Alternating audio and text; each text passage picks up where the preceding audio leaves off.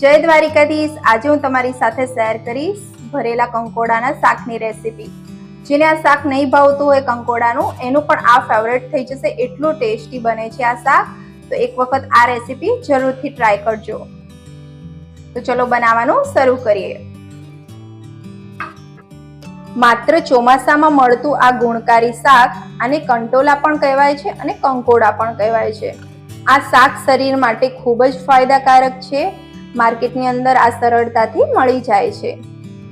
તો અહીંયા કંકોડાને બે પાણીની અંદર બરાબર ધોઈ લઉં છું।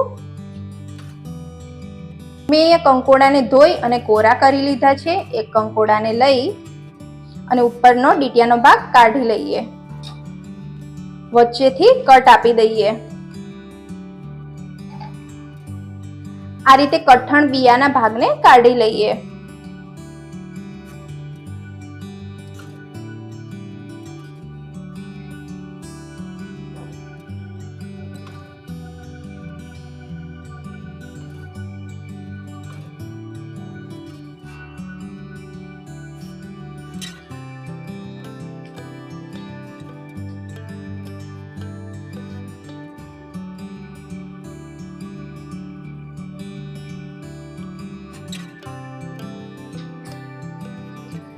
રીતે કટ આપી બધા જ કંકોડાના બિયાને કાઢી લઈએ।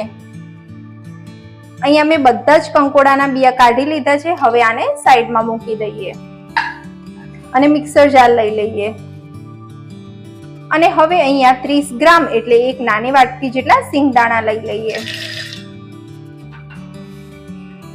80 ગ્રામ એટલે કે એક મોટી વાટકી જેટલું ચવાણું લઈ લઈએ। ચવાણું અને સિંગદાણાને પીસી લઈએ। પીસેલા સિંગદાણા અને ચવાણાને એક બાઉલની અંદર કાઢી લઈએ।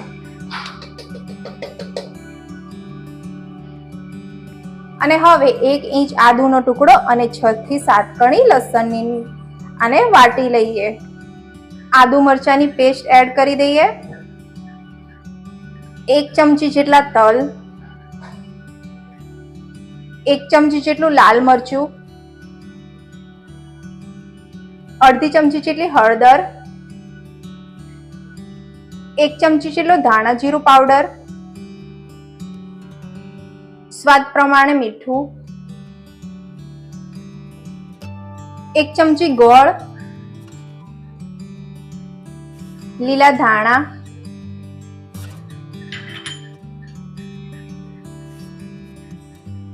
અડધા લીંબુનો રસ, 4 ચમચી જેટલું તેલ એડ કરી દઈએ। અડધી ચમચી ગરમ મસાલો। બધી જ વસ્તુને હાથની મદદથી બરાબર મિક્સ કરી લઈએ।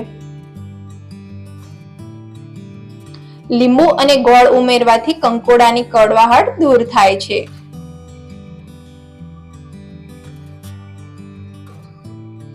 હવે આ બધી જ વસ્તુ બરાબર મિક્સ થઈ ગઈ છે।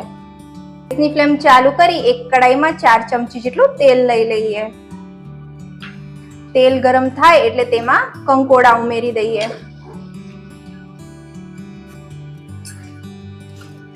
આ રીતે હલાવતા જઈ 80% જેટલા કંકોડાને સાંતળી લઈએ।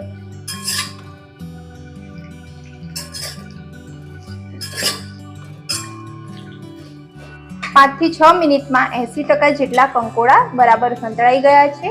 હવે આને ગેસની ફ્લેમ બંધ કરી ઠંડા થવા મૂકી દઈએ।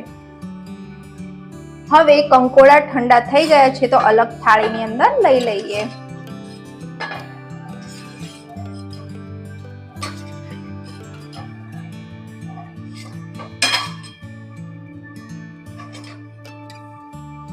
હવે ઠંડા કંકોડા ઉપર આપણે મસાલો ઉમેરી દઈએ।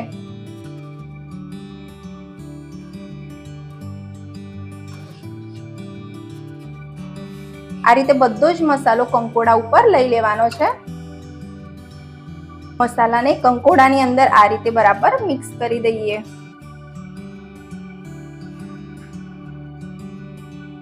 ગેસની ફ્લેમ ચાલુ કરી આ જ કડાઈમાં હું 2 ચમચી જેટલું તેલ લઈ લઉં છું। તેલ ગરમ થાય એટલે અડધી ચમચી જેટલી રાઈ ઉમેરી દઈએ। રાઈ ફૂટે એટલે તેમાં જીરું ઉમેરી દઈએ, 1 પિંચ જેટલી હિંગ, વાટેલું લસણ,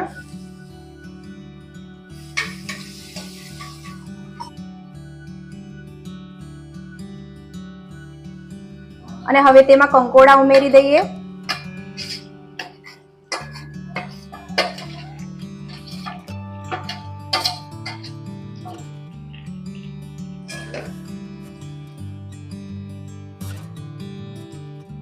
હવે થોડુંક પાણી ખોબામાં લઈ આ રીતે છાંટી લઈએ અને 2 મિનિટ માટે આ રીતે કૂક થવા દઈએ.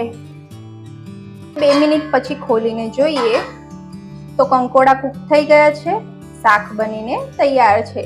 તમને મારો આ વિડીયો ગમે તો ચેનલને લાઈક, શેર અને સબસ્ક્રાઇબ કરવાનું ભૂલતા નહીં.